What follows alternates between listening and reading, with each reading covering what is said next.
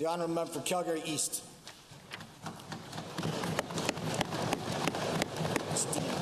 Thank you, Mr. Speaker. As someone who taught math in junior high, nothing angers me more than reducing the concept of math education to one extreme or the other.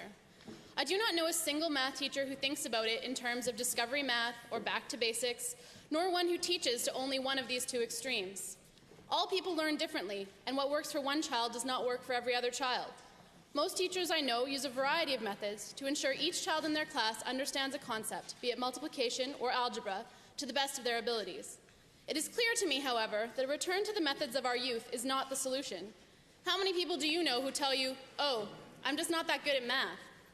This is common in our society and accepted, but it isn't okay.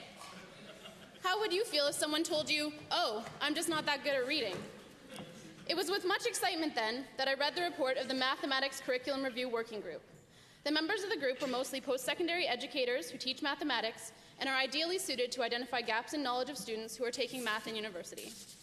The members identified key themes that students need to have a more positive attitude toward mathematics, to develop perseverance, and to learn from their mistakes. Quote, "If we want students to be comfortable with messiness, then we must assess with messiness as well, and multiple choice does not allow for this." I'm pleased to see our government moving on recommendations from the report last week. One key issue that was identified is that teachers themselves do not always feel comfortable with math, particularly in the elementary grades.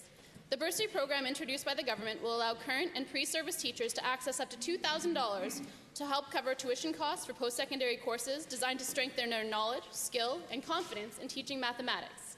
Math is important, Mr. Speaker, and we are moving forward to ensure that we are teaching it well, so that in the future we won't have to hear about people who just don't like math.